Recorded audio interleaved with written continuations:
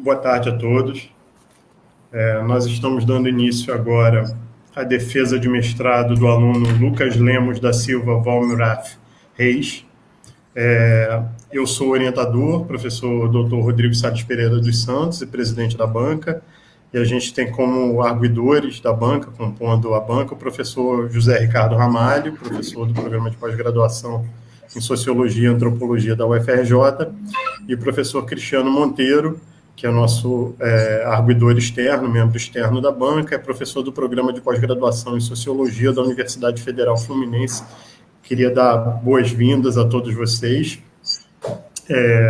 Mas antes da gente iniciar a banca, eu queria fazer o registro do falecimento. Hoje faleceu o professor Henrique de la Garza Toledo, nasceu em 1947, faleceu agora em 2021. Ele foi professor da Universidade Autônoma Metropolitana Iztapalapa, do México, e, além de um intelectual brilhante, o professor Henrique de la Garza foi um dos principais promotores, impulsionadores do desenvolvimento teórico e da autonomia e riqueza crítica da sociologia do trabalho latino-americana, né? A gente, do Grupo de Pesquisa, Desenvolvimento, Trabalho e Ambiente da UFRJ, lamenta muito e se solidariza a seus familiares e colegas. A Associação Brasileira de Estudos do Trabalho lançou uma nota de pesar e ela está aparecendo aí na tela para vocês, vale a pena conferir.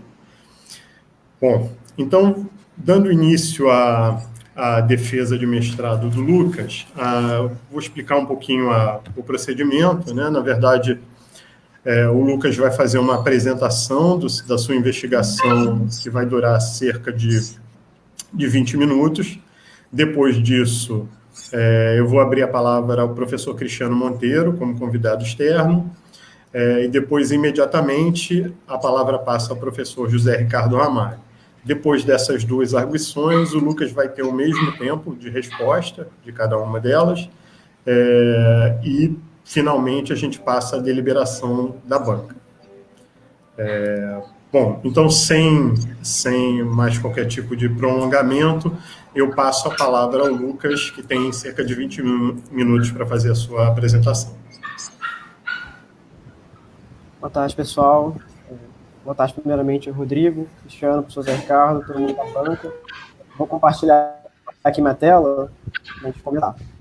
Me digam aí se vocês estão assistindo, se os meus slides vão aparecer. Aparecem? Alguém confirma? Sim. Ok. É que eu não estou vendo mais vocês a partir de agora. Bem, vou dar aqui meu timer, né, para a gente falar de 20 minutos. Novamente, boa tarde para todo mundo, né? Essa é a minha defesa de mestrado. Queria agradecer novamente à banca, né, por ter aceito o convite, por todos terem me orientado, de certa forma, né, direta e indiretamente, né, nos últimos anos, ao IFIX, ao PGCA UFRJ, onde cursei a graduação e o mestrado, ao Núcleo de Pesquisa DTA, né, a qual faço parte, ao BRAIN, também outro grupo de pesquisa na qual faço parte, ao CNPq por ter financiado minha pesquisa no mestrado. Pois bem, pessoal, a minha dissertação ela é parte da minha formação, né? Ela reflete os caminhos que eu trilhei nesses grupos de pesquisa e na minha formação acadêmica nos últimos 6 anos de faculdade. Como vocês podem ver pelo título, né, dela, ela reflete essa trajetória no momento em que eu proponho um estranhamento sociológico das decisões de investimento de tipo locacional. O Grupo de Pesquisa de Desenvolvimento, Trabalho e Ambiente tem uma longa trajetória agora no estudo de desenvolvimento socioeconômico do Rio de Janeiro, em especial do polo automotivo do sul fluminense, né? Muitos estudos foram conduzidos e eles abarcam diversas facetas. Eu fui incumbido de estudar a Nissan, uma das montadoras automotivas, né, instaladas na cidade de Resende, em 2014. E escolhi não olhar tanto para o trabalho, para a esfera dos impactos do desenvolvimento socioeconômico, e mais seus antecedentes. Ou seja, assim que eu explico, de certa forma, a minha ênfase, meu foco na decisão do investimento, né? Ou seja, como uma empresa escolhe, decide por investir em um dado local. E essa formação também, como a gente vai ver para frente, também impacta muito o enquadramento teórico da minha pergunta, né, do próprio problema, né, qual seja a minha formação na sociologia econômica.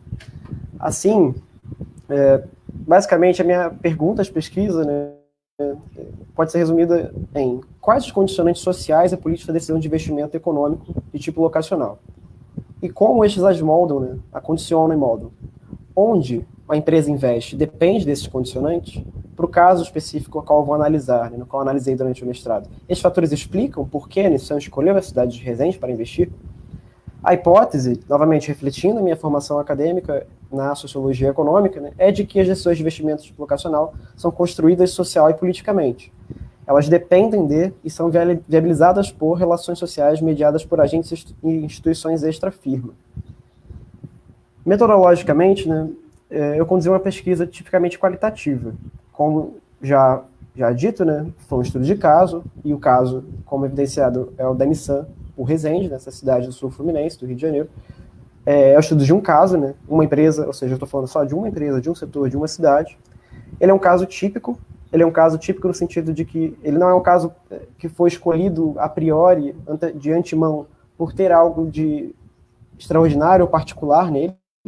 Ele é um caso rotineiro da empresa, como eu vou demonstrar, e justamente por isso ele é um caso instrumental. Apesar de não ser possível generalizar os achados dessa pesquisa, eu acredito que, inspirado nessa literatura metodológica, né, é possível debater a nível teórico os achados dela. Né. As próprias perguntas já mostram o objetivo dessa pesquisa, né, qual seja a inferência descritiva, ou seja, entender quais, como, né, da questão. Quanto aos dados primários, eu consegui, nesse contexto muito difícil de pandemia para todos nós, né, realizar 5 entrevistas semi-estruturadas, não presencialmente, né, ou seja, foram virtuais, e também tive outras entrevistas, tantas entrevistas na mídia, né, impressa, nos documentos oficiais, eu analisei os relatórios da firma, seus planos. Num total, esse conjunto deu aproximadamente 430 itens, né, que foram analisados de maneira qualitativa, né, codificados, organizados e relacionados entre si, de modo a chegar nas conclusões. Bom, para a teoria, pessoal, eu destaco aqui minha inspiração polanyiana, né, na antropologia econômica, na sociologia econômica clássica, né, e uma definição substantiva da vida econômica, do ser econômico, das relações econômicas, né, em contraposição a uma definição formal, tipicamente encontrada na ciência econômica neoclássica. Né. Eu lancei mão de 2 arcabouços teóricos, né, a nova sociologia econômica e das redes globais de produção, por 2 motivos diferentes. A nossa sociologia econômica, e aqui de encontro, dialogando, né, com a inspiração polanyiana, né, porque a partir dela eu parto do pressuposto de que a economia e as relações econômicas estão sempre enraizadas socialmente. Né. E, mais especificamente, da nova sociologia econômica dos investimentos estrangeiros diretos, que é o tipo de investimento que a Nissan calhou de fazer. Né. Felizmente tive como achar um referencial teórico que me ajudou bastante nesse sentido. A socióloga Nina Bandelli destaca, né, como relações sociais, cultura, redes, política, as instituições moldam esses fluxos para além da racionalidade econômica da firma. Mas, levando a firma a sério o setor automotivo, eu lanço mão também das redes globais de produção, perdão, para, né, olhar o nível da firma, entender as particularidades da esfera da produção, da tecnologia, da espacialidade também, né? E esse modelo engloba fatores econômicos e tecnológicos, mas também leva muito a sério os fatores sociopolíticos e institucionais que atravessam essas redes, né, que conformam esses fluxos de produção e impactam no desenvolvimento econômico global contemporâneo. A hipótese inicial apresentada ela está bem genérica aqui. Né? Então, agora, apresentar a teoria, eu consigo apresentar uma hipótese mais instrumentalizada, né, a partir desse referencial teórico que eu adotei. Então, eu diria que, para explicar a Nissan, a hipótese adotada foi, a partir dessa teoria, né, de que a legitimidade das corporações, de seus investimentos numa dada sociedade, as relações de poder travadas entre estados e governos com empresas desse porte, desse tipo, né, desse setor, as alianças políticas entre governos e sociedade civil e empresas, né, e as redes sociais pelas quais elas se canalizam, né, moldam e explicam a decisão. Então essa é a aposta, né, essa é a hipótese que eu trabalhei durante a pesquisa. Eu tive que resumir bastante aqui na linha do tempo do caso, né? A fábrica é inaugurada em 2014, mas eu tenho que voltar pelo menos até 2011, né? Que é o ano do anúncio do investimento. Mas, uma vez mais, eu preciso retornar para os anos anteriores, para entender a trajetória da empresa e dos agentes envolvidos nesse meio tempo, né? Aqui eu fiz uma linha do tempo focada muito mais na empresa, para ficar mais claro, uma linha temporal, né? Pois bem, desde 2002 a Nissan já apontava que queria inaugurar uma fábrica futuramente no Brasil, né? A Nissan é uma fabricante de carro japonesa, né? E ela tem uma parceria, uma aliança com uma outra montadora que vocês devem bem conhecer, que é a Renault, de origem francesa, né? Em 2002, a Renault inaugura sua fábrica no Paraná, no estado do Paraná, em São José dos Pinhais. E ali, o CEO da empresa, né, então o CEO da empresa, Carlos Ghosn, brasileiro, né, indicava já que uma futura fábrica seria importante. Em 2005, a empresa já deixa publicamente, nas falas do Ghosn, né, marcado que o Mercosul, os países emergentes, seriam as novas fronteiras do investimento. Em 2006, é decisivo delinear que a estratégia inicial, né, foi fechada e ela seria pautada nas importações dos veículos que a empresa fabricava no México, com custos bem competitivos. Em 2007, a Nissan tomou uma primeira parte da sua decisão, para a gente entender a vinda para Resende, né, que é quando ela escolhe entre Brasil e Argentina. Nem isso estava claro, como eu demonstro na pesquisa, né? E uma vez que ela se decide pelo Brasil, em 2008, no primeiro plano que a gente tem, a primeira evidência concreta, né, formal da empresa, de que uma fábrica estava nos planos oficiais da empresa, né? De 2009 para 2010, a matriz japonesa aprova os planos de expansão da subsidiária, né? A produção local estava em ritmo acelerado, os importados estavam vendendo muito bem, mas o ritmo de produção auxiliar que a Nissan tinha na fábrica da Renault desde 2002, lá no Paraná, né, não estavam dando conta, né? Então, além disso, começam os principais estudos e sondagens de terrenos em vários estados e municípios, inclusive a cidade de Resende, que é o nosso foco. Como eu disse, né, 2011 é o ano na qual a decisão é tomada, enfim, é o ano que ocorrem as principais negociações com governos, mas também com empresários locais, né, com a sociedade civil, que são donos de terras, ou por exemplo, o Ike Batista, que tomou grande parte dos holofotes nessa negociação inicial com a Nissan, né? A decisão é tomada nos bastidores, se sabe, em cerca de agosto de 2011, mas o anúncio é feito só em outubro. Em 2012, a fábrica tem início à construção. Eu destaco também a adesão à empresa ao Inovar Auto, né, o programa de regulamentação do governo federal da época para regulamentar o setor automotivo. Em função disso, em 2014, um novo anúncio, uma nova etapa do investimento é anunciada no começo de 2014, em decorrência dessas novas regras, quando se anuncia uma fábrica de motores que viria junto com essa planta. E em abril ela é inaugurada, né, no ano de 2014. Pois bem, aqui para ficar claro, né, como é um caso típico, né, rotineiro, passando bem rápido, né, os pontinhos são as fábricas da Nissan até 2011, ou seja, uma corporação que tem quase 100 anos de estrada, muito experiente, com a produção espalhada por todos os continentes do mundo. E o pontinho do Brasil, como eu disse, a fábrica até em 2011, né, da Renault, que ela fabricava só algumas picapes e utilitários esportivos. No Brasil, a situação, para quem conhece o setor automotivo, né, nosso grupo estuda bastante isso, a produção sempre foi centrada, pessoal, em São Paulo, né, como a gente sabe. Mas ela se expandiu nos últimos anos, pelo menos nos últimos 25, 30 anos, para novas fronteiras, né? Dentre elas o Rio de Janeiro, né? Um polo emergente. Mas a gente ainda vê, né, como a decisão de investimento ainda está concentrada nas faixas de maior PIB do Brasil, né, e uma população, ou seja, o centro-sul, sudeste-sul do Brasil. Os avanços para o nordeste, para o centro-oeste, para a região norte estão acontecendo, mas são mais tímidos, né? Aqui, para a gente chegar nas cidades, né, para ficar claro de onde que eu estou falando, para quem, porventura, não conhece o Sul Fluminense é o final do Rio de Janeiro, aqui numa fronteira com São Paulo, Minas Gerais, e é uma região que, desde 96, tem recebido indústrias automotivas, né? Em 96, com a Volkswagen, em ônibus e caminhões. Em 2001, a Peugeot Citroën se instala. A Nissan é a terceira a se instalar, né? Aqui eu estou contando só estritamente as montadoras de veículos passeio, né? Em 2014 vem a Nissan e mais recentemente, em 2016, em Itatiaia, vem a Jaguar Land Rover. Então você vê que a escolha da empresa foi uma região que já tinha pelo menos quase 15 anos de desenvolvimento industrial bastante maciço na região, né? E com experiência automotiva também, né? Fora CSN, Volta Redonda, ou seja, uma região aqui que concentra virtudes geográficas e econômicas de todo tipo, né? Aqui é a fábrica, para ficar claro do que eu estou falando, né? Indo do global ao local, essa aqui é o aspecto local, né? Eu destaco aqui o terreno plano, as condições infraestruturais, que eu vou retomar mais tarde. E aqui alguns desenvolvidos, né, que eu falei muito rápido da linha do caso, mas agora dando mais nomes, né? O prefeito Zé Richuan, ex-prefeito Resende, ex-governador Pezão, o Ike Batista, que tentou negociar com a empresa no estágio inicial, o ex-governador Sérgio Cabral, o CEO da empresa, né, importantíssima figura, Carlos Góes, de origem brasileira também, o secretário Júlio Bueno, secretário de Desenvolvimento do Estado do Rio de Janeiro, na gestão Cabral, e aqui eles na inauguração da fábrica. Né? E aqui a fábrica, para vocês verem o carro, né, vocês já devem ter visto nas ruas. Então, vamos aos resultados. Né? Mostrando tudo isso que eu discuti até agora, e voltando até a introdução um pouco, o que eu quero, a primeira conclusão que eu tiro, os meus resultados que eu chego são os seguintes. Né?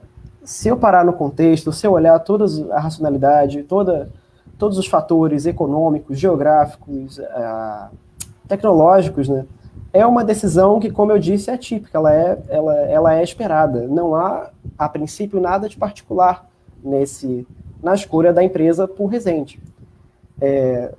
Como eu mostro na pesquisa, né, o contexto era amplamente positivo a nível da economia, seja em termos econômicos ou em termos políticos, né, a nível global e nacional, mas também do ponto de vista da firma. Né. Tudo apontava para uma, como eu disse, não há nada diferente na vinda da empresa pelo Rio de Janeiro, o que torna mais curiosos os achados que eu vou apresentar agora. Né.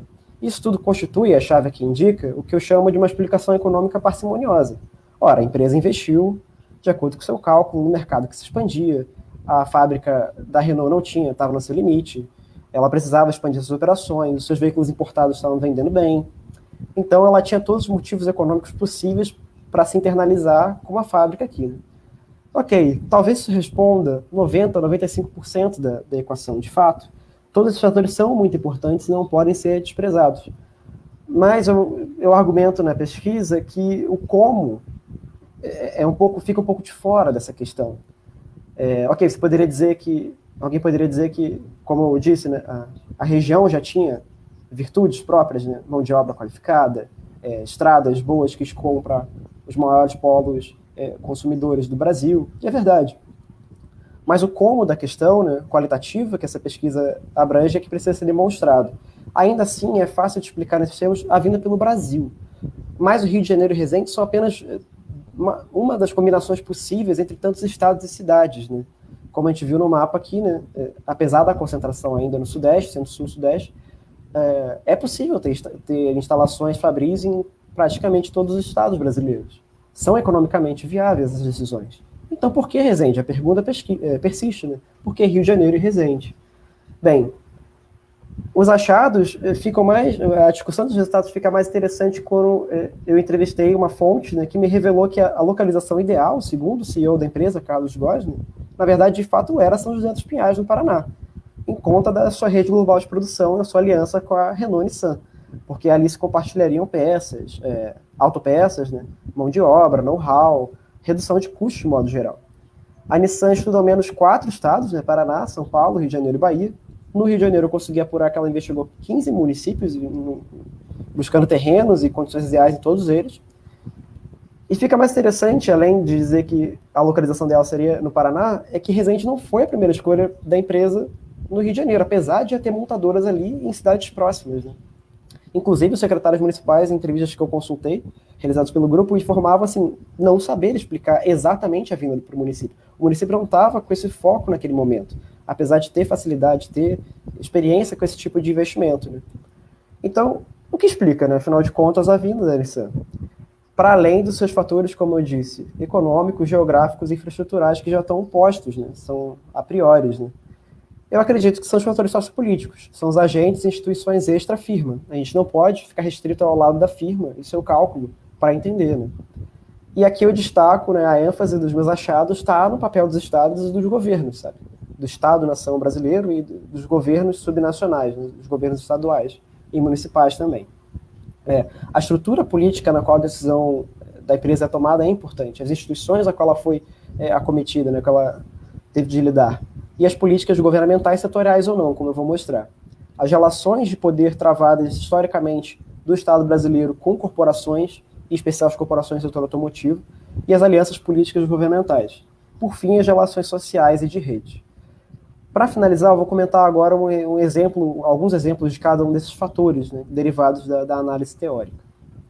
Então, por exemplo, a empresa, as relações de poder se tornam bastante evidentes, por exemplo, na diminuição, no aumento do IPI, por exemplo, Imposto sobre Produtos Industrializados, né, do governo federal na época da crise de 2008 e 2009, com medidas anticíclicas que, indiretamente ou diretamente, né, acabaram facilitando a vinda da Nissan, né, porque baratearam o custo dos veículos justo no momento que ela estava aumentando seus esforços na região. A empresa também consegue, né, nesse âmbito, cotas de importação diferenciadas para conseguir manter competitividade, né, com seus importados até decidir pela inauguração de uma fábrica. Né. E, por fim, mas não menos importante, inovar alto, apesar dele acontecer depois da decisão inicial ter sido tomada, ele também conforma e molda o investimento a partir do momento em que ele adiciona novas etapas de investimento, como uma fábrica de motores, né, derivada da exigência de um número maior, de um percentual maior de peças fabricadas nacionalmente. Alianças políticas também foram vitais. Por exemplo, o acordo de livre comércio automotivo dos países do Mercosul com o México favoreceram também aqui, direta e indiretamente, a Nissan, que tinha, por acaso, porventura, por arranjo da história, né, capricho da história, fábricas mexicanas que abasteciam ao mercado americano, principalmente. E essa preferência em detrimento de outros países, né? Na mesma época, 2008, 9, 10, 11, que os importados estão chegando bastante no Brasil, os carros de origem chinesa e coreana, por exemplo, saíram perdedores em relação ao México, sabe? Então, acho que isso demonstra escolhas políticas e afinidades, né? Alianças políticas a nível de Estados-nação. Né? Mas alianças políticas também ocorrem a nível estadual, né? Então, eu destaco, por exemplo, a maioria parlamentar que o governo estadual, na gestão Sérgio Cabral, teve de ter para conseguir aprovar toda a série de incentivos que são típicos, né? Mas, na verdade, que não foram só os típicos, foram diferenciais, né? Como a doação do terreno, a compra e a doação de um terreno específico para a construção da fábrica. E também no sul fluminense, né? Como o município de Resende conseguiu se destacar perante outros municípios e oferecer incentivos outros diferenciais que foram decisivos para a vinda da empresa.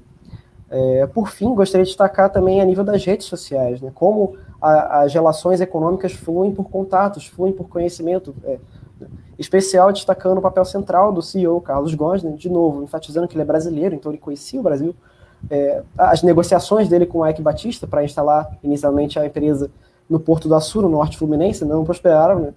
Mas, com esse primeiro encontro, esses primeiros jantares aí, em 2010, ele apresenta Carlos Góes, a Eike Batista apresenta Carlos Góes a Sérgio Cabral.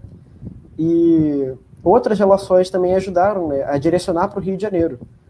De novo, a nível de governadores, né, Carlos Góes tinha uma relação publicamente ruim, né, com o Roberto Requião, ex-governador do Paraná, no mesmo período, que pôs em xeque até a expansão da Renault no Paraná naquele momento. Né.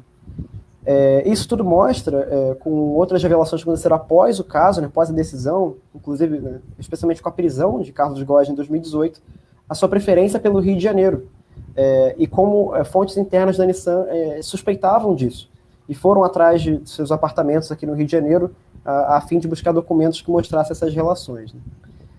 Tudo isso, falando bem rápido aqui, né, para mostrar assim, se os arranjos sociopolíticos extra-firma fossem outros, né, no argumento contrafactual, eu acredito que os resultados seriam outros. Se a racionalidade da firma se mantém, se ela busca o melhor custo-benefício, ao tomar a sua decisão escolher para uma cidade, vai depender de como esses arranjos se dão em todas essas esferas que eu busquei transitar na pesquisa. Né. Eu não foquei em uma delas, eu busquei, nesse desafio, né, trazer um pouco de cada uma delas. A conclusão, eu acredito, que está bem incipiente a forma de apresentar, né, é que ela aponta para o enraizamento sociopolítico, ou a construção sociopolítica da decisão de investimento da empresa. Né? Ou seja, voltando para o início, é o que eu queria dizer com que a decisão da empresa dependeu de e foi viabilizada por relações sociais mediadas por agentes e instituições extra-firma. Então é isso, pessoal, eu encerro por aqui.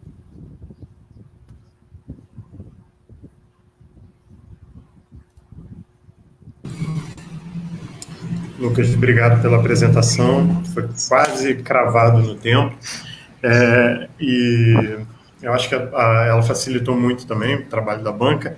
Vou passar imediatamente a palavra ao professor Cristiano Monteiro, queria aproveitar novamente para agradecer a a parceria e o fato de ter aceitado o convite. Isso não é da boca para fora. A gente sabe que o Cristiano está, como todo coordenador de pós-graduação no Brasil hoje, tendo pesadelos com Sucupira. Obrigado por estar aqui hoje, Cristiano. Legal, Rodrigo. Boa tarde a todo mundo, principalmente, né, os colegas da banca e amigos, o Rodrigo, o Zé Ricardo e o Lucas, né, nosso candidato do dia, e o pessoal que estiver acompanhando. Eu olhei rapidinho ali enquanto ele estava apresentando no Facebook, vi que tem pelo menos um pessoal lá que curtiu, mas enfim, né, voltei aqui para me concentrar no nosso trabalho, né, no nosso trabalho interno aqui da banca. E, bom, uma imensa alegria. Bom, primeiro, antes, né, de registrar a alegria, também comentar a nota triste do dia, essa notícia do falecimento do Henrique de la Garza, e solidarizar também com todos os familiares e amigos, mas também com o Zé Ricardo, né, que foi a pessoa por intermédio de quem eu conheci o Henrique naquele evento que a gente foi em Buenos Aires. E, enfim, sei da amizade e da parceria que vocês tiveram, né? Então, espero que o Rodrigo também tenha um intercâmbio, né? Eu conheci, meu contato com ele foi um pouco menor, mas, obviamente, também sinto com todo mundo.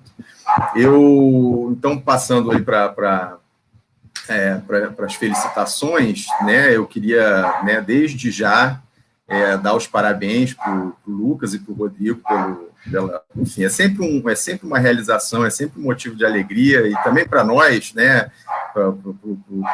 que estamos examinando, ter um momento desse de defesa de uma dissertação ou de uma tese, porque é mais um tijolo aí dessa longa construção que a gente empreende, né, no nosso trabalho. E então me congratular com vocês e a alegria aí da gente estar participando junto de mais esse momento. Lembrando, né, nesse espírito da parceria, eu estava, a princípio, como suplente na banca e fico honrado, né, também de integrar, tendo que substituir o Rafael, mas lembrei que a última banca que eu era suplente e participei foi a banca do Rodrigo, né, então já tem mais de 10 anos. Eu lembro quando o Rodrigo me ligou para perguntar se eu poderia participar. Obviamente também lembro quando o Zé Ricardo me convidou, isso já tem um pouco mais de 10 anos, mas naquele momento em que eu já tinha alguns anos até de doutorado, mas por uma série de motivos não tinha, acho que, para participar de nenhuma, tenho certeza, não tinha participado de nenhuma banca de doutorado e uma ou outra banca de mestrado só. Foi uma grande alegria. Então, essa alegria se renova a cada banca que a gente participa junto.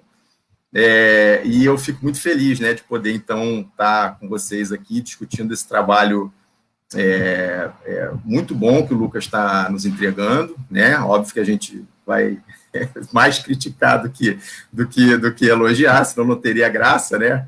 Mas é um trabalho muito bom que eu me permito antecipar já uma avaliação de que ele atende aos requisitos, né, para cumprir isso que ele está se propondo, que é obter o título de mestre, né? Já está aprovado em 2 doutorados, né? Vamos ver, não sei se ainda vai ter um mistério aí nessa escolha de qual doutorado que ele vai fazer. Eu na época, eu nem me permiti escolha, eu fui por um caminho só, então eu já dou a minha avaliação aí para onde é que eu acho que você deve ir. Mas, enfim, esse não é assunto para agora, né? Agora o assunto é o teu trabalho, e além de registrar, né, enfim, saudar esse momento aí de renovação dessa nossa parceria, do nosso diálogo, quero também ressaltar que eu gostei muito, é um trabalho que eu já conhecia, já venho acompanhando, né? Enfim, mas acho que é um momento de ressaltar, que eu acho muito bom ver um trabalho como o do Lucas, que eu acho que mostra como é possível construir uma sociologia que dialoga o micro e o macro, né?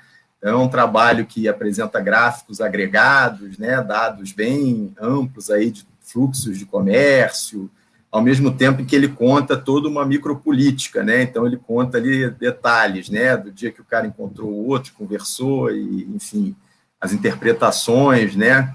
Eu acho que tem às vezes, né, uma tendência a querer olhar essas coisas de forma dicotômica. Eu acho que esse é um ponto forte, então, do trabalho do Lucas, o fato de que ele construiu muito bem esse trabalho com essas duas dimensões se articulando, né?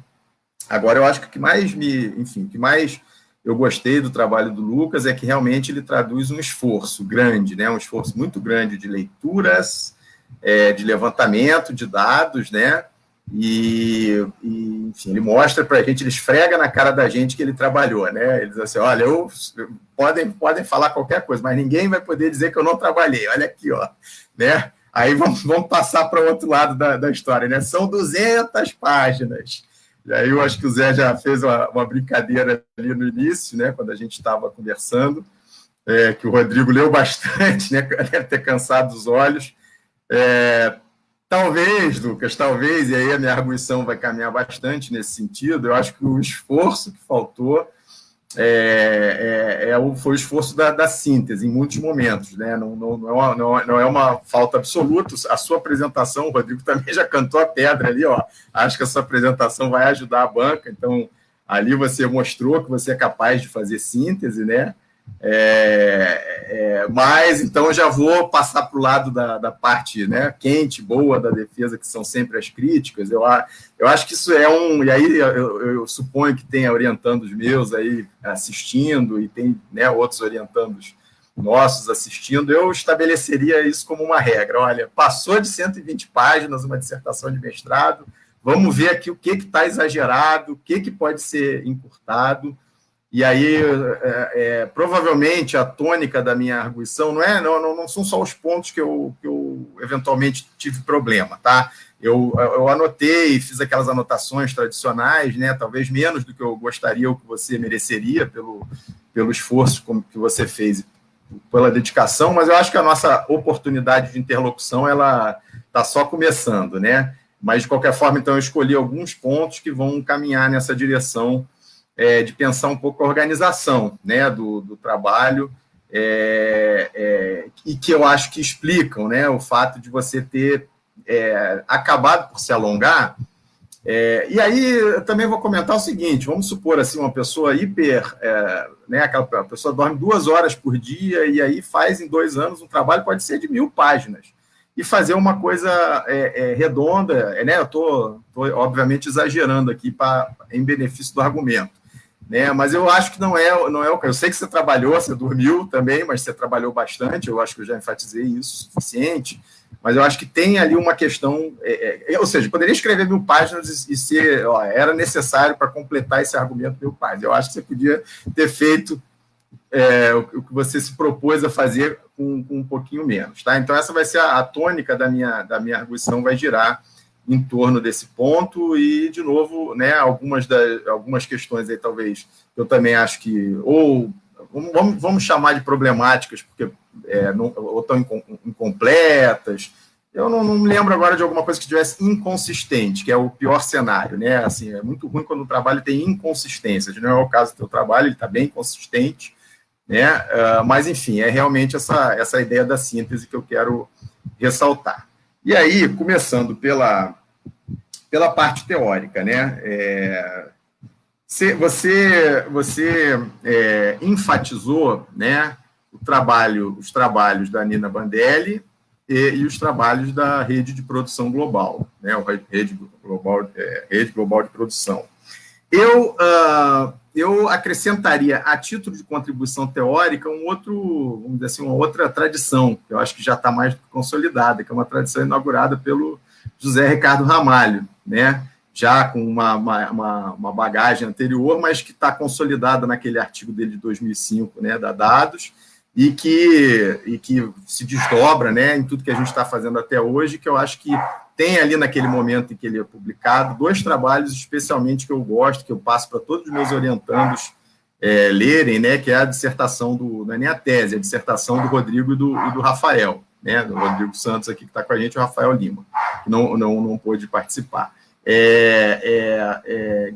Então, enfim, eu acho, por exemplo, aí que na organização dos argumentos teóricos, eu acho que você poderia dar um upgrade deveria, né? Não sei exatamente se tem na revisão aí da versão final, qual é exatamente o tempo que você vai ter, e a quantidade de coisas que, eventualmente, né, vocês vão ter que acertar, ou vão achar que devem acertar, se cabe essa. Mas eu queria começar destacando isso, né? Eu acho que, na verdade, eu não vejo a tradição aí que o Zé e o Rodrigo, o Rafael e a Marina e outros colegas, né, consolidam ali não é mais na década passada, né, já é na década anterior à passada, né, e que tem todos esses desdobramentos, e que eu me inseri, né, estou me esforçando aí para me inserir nesses desdobramentos. Eu acho que não deve a esses trabalhos, né? Na verdade, são trabalhos que, do meu ponto de vista, devem ser colocados dialogando uns com os outros, né? Então, esse é o meu ponto. É a primeira coisa que eu queria comentar. E aí, então, essa talvez seria uma questão de organização do texto, né? Quer dizer, o status, na verdade, aí, quer dizer, uma organização, mas não é uma organização só no sentido, né, da disposição das palavras ou dos parágrafos, é realmente o status que você está dando. Mas, passando aí para as duas referências internacionais, eu queria comentar o seguinte, né? Primeiro, mais do que, enfim, acho que está consolidado aí que as redes de produção são o mainstream, né, da nossa rede, né? É por aí que a gente vai conseguir construir trabalhos que dialogam entre si. Então, o teu xará, o Lucas, está também aí em vias de terminar a dissertação dele sobre o setor naval também, partindo dessa abordagem. Mas, para fazer um comentário sobre ela, um ponto aí da organização do texto que me incomodou é que ela é citada no item 232 e reaparece no item seguinte, que virou 234. Não sei se você tem alguma superstição, com que eu me solidarizaria bastante, mas, enfim, né, você pulou ali o 233, se não me engano. Enfim, essa é mais fácil de corrigir, né? A itemização, né? Você pulou 232, pula direto para o 234, se não me engano ali. Posso ter me confundido, mas eu acho que foi isso que aconteceu. Só que a rede de produção aparece num e depois aparece de novo, né? Então, eu acho que é preferível para o leitor. Claro que a gente que já conhece a literatura, na verdade, a gente lê ali, vê as pessoas sendo citadas, quando bate, já sabe, agora ele vai dizer isso, isso, isso. Aí é isso que aparece escrito em seguida, né? Mas você tem que pensar principalmente no leitor não iniciado ou, enfim, não necessariamente simpático ao teu trabalho, né? Vamos colocar dessa forma. Alguém que está buscando uma interlocução, né? E, na verdade, seria ótimo se a gente consiga um leitor que vai pegar o nosso trabalho para criticar, mas é isso, né? Eu acho que ele tem que desejar ler o trabalho, e aí, se você faz uma coisa mais em linha reta, né, e que você não fala um negócio, aí depois fala, né, vamos falar de novo da rede de produção. Então, esse seria um exemplo aí de um aspecto que eu achei da organização do texto que me incomodou, né?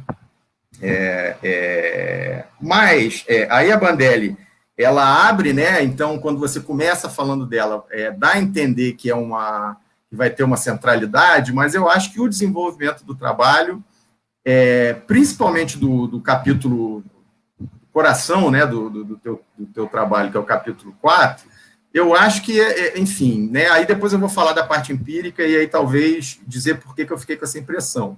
Mas eu acho que ele não explicita tanto a importância da Bandelli como referência principal em relação à rede de produção global, né? E para mim, o que confirma esse diagnóstico é que, na conclusão, você começa retomando os argumentos à luz das redes de produção global e depois você fala da Bandelli, entendeu? Então, é uma questão de organização, que pode, né, a ordem dos fatores não altera o produto, mas não é bem assim, né? Aqui, as ideias, a maneira como elas vão se concatenando, e eu, particularmente, acho o seguinte, eu acho que faz mais sentido realmente pegar o coração, né, da abordagem do grupo e, eventualmente, como é o caso que você fez, acrescentar alguma coisa nova. Então, o ponto de partida, do meu ponto de vista, faz mais sentido que seja as redes de produção. Mesmo que você faça lá uma introdução da sociologia econômica, etc. E aí, em direção à síntese da parte teórica, quero comentar os quadros. Eu vi que o quadro da Bandelli você fez a partir, né? Quer dizer, eu não conheço o trabalho que você citou, então não sei como é que foi a montagem do quadro, mas, enfim, o do Henderson e outros você pegou e fez um printzinho lá e colou no teu trabalho. Então, acho que a essa altura do campeonato, aquele quadro nós todos já sabemos como ele é, né? Até se você acha realmente que faz sentido, você bota, eu sugeriria talvez colocar como anexo, né? Mas o quadro que tem que estar lá é o quadro do Lucas. O quadro do Lucas fazendo uma síntese, e aí fica também aí para vocês avaliarem se realmente essa sugestão é pertinente, se vale a pena dar tempo de inserir uma versão final, ou fica para as publicações, que eu sei que você vai, né, gerar a partir desse material. Mas, enfim, né, eu acho que a comunidade de sociologia econômica merece que você elabore para a gente um quadro mostrando como que essas teorias, essas abordagens, como é que elas se complementam, onde que elas, eventualmente, pode ser que elas se contradigam, mas, enfim, né, onde é que está aí a potência dessa abordagem, e eu colocaria Ramalho e colaboradores aí como, né, um dos conjuntos, uma parte desse conjunto. Indo para a parte empírica, eu acho que eu já comentei, né, enfim, o capítulo 4 é o ponto alto, realmente, do teu trabalho, é onde você, né, como eu brinquei, mas é isso mesmo que você fez e corretamente esfregou na nossa cara, e o quanto você investiu em entender, em mostrar, né, a história que você está contando, né, vamos colocar dessa maneira, né, e aí, onde é que né, enfim, transbordam, né, os elementos sociopolíticos aí desse jogo econômico, né. Eu só me incomodei com, quer dizer, tenho observações pontuais, né, no documento lá no PDF que eu vou te mandar, mas tem uma expressão que você usou assim que arranca. Se fosse possível, eu cortaria a tela do computador ou do iPad onde eu estava lendo para né, tirar aquilo da minha vista, que foi estética mais narrativa. É isso que está escrito lá, pessoal, estética mais narrativa, né? O Rodrigo está até me abrindo o olho ali. Essa parte, enfim, né? A gente não é artista, quer dizer, podemos eventualmente ser. O Rodrigo está tocando guitarra, eu já tentei também, né, tocar, fui um fracasso nas minhas investidas musicais, mas não é estética, é método, né, cara? É análise, enfim. Então, você faz enfim, método de escrita, né, recorre a uma palavra que define, não uma metáfora, uma palavra que defina o que está sendo feito ali. No capítulo 3, né, é um capítulo que traz muitos quadros, né, muitos dados, eu também já ressaltei que eu gostei de ver como você, enfim, né, manuseou essas informações para apresentar para a gente, né, o contexto aí, global, vamos colocar assim, né, e da macroeconômico, etc., dessa movimentação que está sendo, desse jogo que está acontecendo. O gráficos, né, também, atenção, porque pelo menos na minha versão, o título ficou em página diferente do gráfico, do quadro. Então, atenção na versão final para ficar tudo direitinho. Tem um lugar lá que eu marquei que ficou figura X, alguma coisa assim, que acho que você esqueceu, normal, né, faz parte, mas, enfim, também está marcado lá.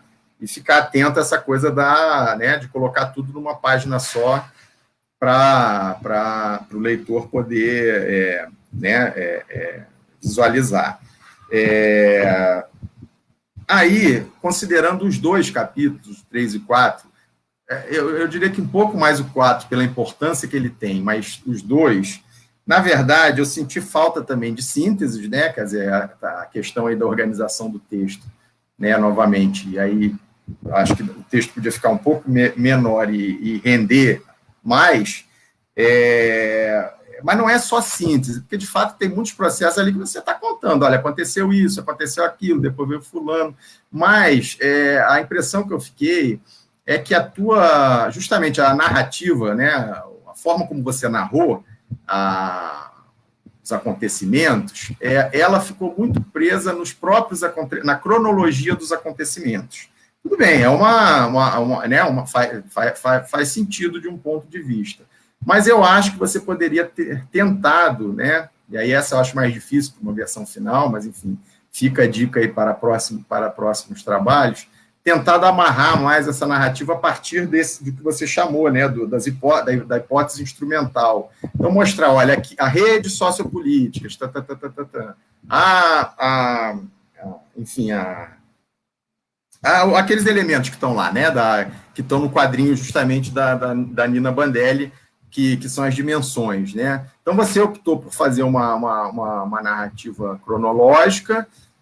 Talvez você poderia ter mantido a narrativa cronológica, mas ter ressaltado mais, à medida que você ia apresentando os acontecimentos, aonde estão as dimensões que você está indicando. Eu acho que isso te daria mais controle do texto, que eu acho que essa que é a questão, né? Quando a gente simplesmente vai apresentando as coisas tal, vamos dizer assim, né, tal como elas aconteceram, o risco é você perder um pouco o controle. Então, há certas coisas que são muito importantes para o texto, elas acabam aparecendo, eventualmente, como fica parecendo uma idiosincrasia, uma vicissitude. Não, aquilo ali está daquele jeito porque é para ser desse jeito mesmo.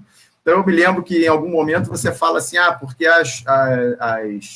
as fornecedoras da Nissan decidiram se instalar na região. Não, esse é o modelo do follow sourcing japonês, que é bem mais radical do acoplamento dos fornecedores. Você pega lá a lista dos fornecedores, é tudo. Não sei o que Suzuki, não sei o que Sensei, Mitsui, né? Não é por acaso, é diferente da MAN e de outras em que a gente vê que tem empresas de diferentes localidades. Os japoneses, eles marcham em bloco, né? A gente teve... o Rodrigo foi naquela visita daquele pesquisador lá de um instituto do governo japonês que a gente recebeu, né, o Antônio Botelho, nosso colega da Cândido Mendes, intermediou, né, essa conversa na véspera, né, da pandemia, em março de 2020, e a apresentação dele, o que ele mostrou foi o seguinte, olha, então a gente tem aqui o governo japonês um programa para levar para todas as empresas que querem ser nossas fornecedoras o modelo japonês. Então, é uma coisa muito integrada, né, e aí ele mostrou como é que é a organização lá no sudeste da Ásia, e ele veio para o Brasil vender o peixe dele aqui, né? Ou seja, vendeu o peixe desse modelo japonês. Então, enfim, é uma característica específica da rede de produção ou das instituições japonesas, né? E aí depois até eu tenho outras dicas aí, tenho algumas dicas que eu posso passar para a gente conversar mais, coisa até que eu acho que eu já mandei para o Rodrigo em algum momento, mas que a gente nunca tinha chegado no caso disso se tornar relevante para as nossas pesquisas. Acho que agora né? Enfim, então, é isso, né? Em conclusão, a respeito da parte empírica, eu acho que você se deixou levar muito pelo fluxo dos acontecimentos e não submeteu esse fluxo, ou seja, a narrativa, aos conceitos que você está querendo demonstrar, e aí...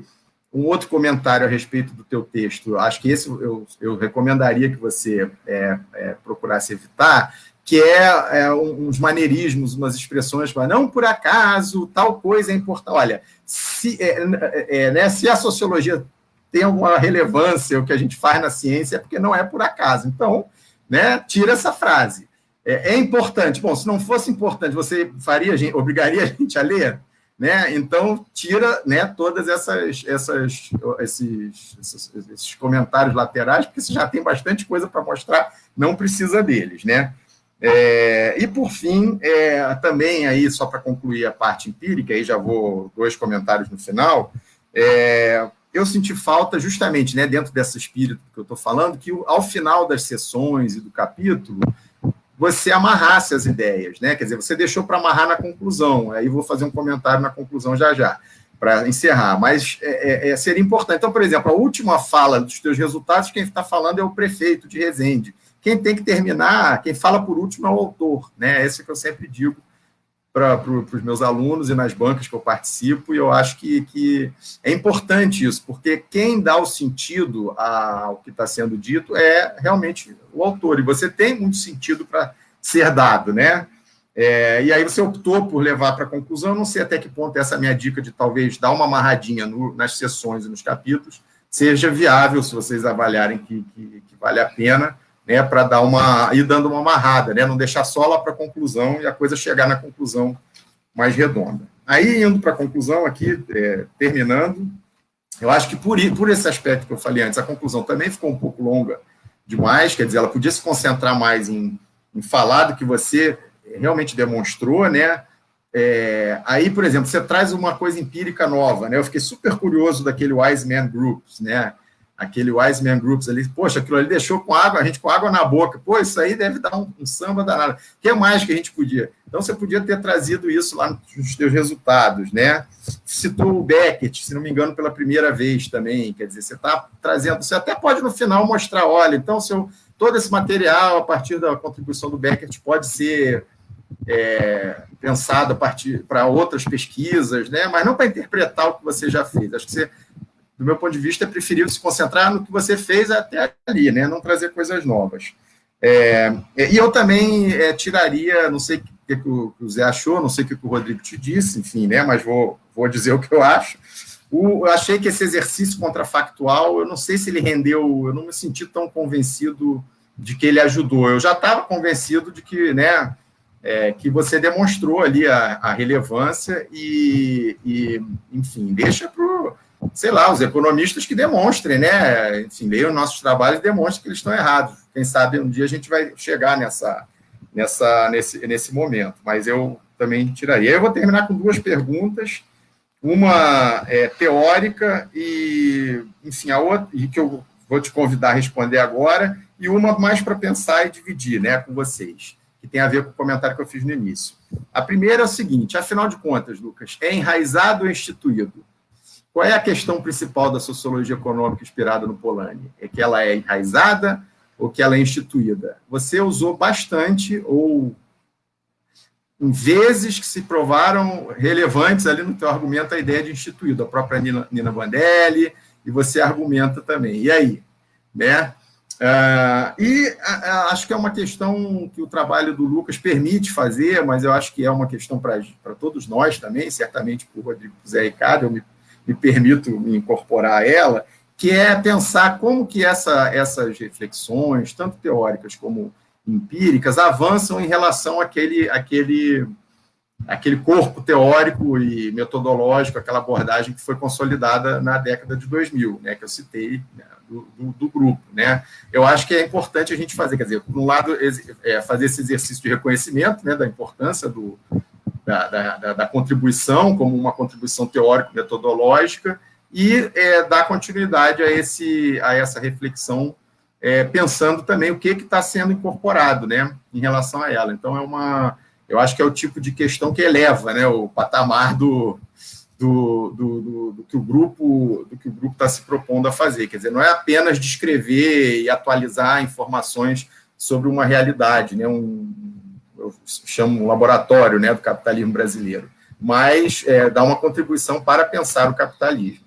Ok, Lucas? Então, Rodrigo, Zé Ricardo, obrigado de novo aí pela oportunidade da gente estar junto mais uma vez. Desculpa aí se eu me estendi um pouco, provavelmente, mas vamos em frente. Então, obrigado aí, parabéns pelo trabalho, Lucas.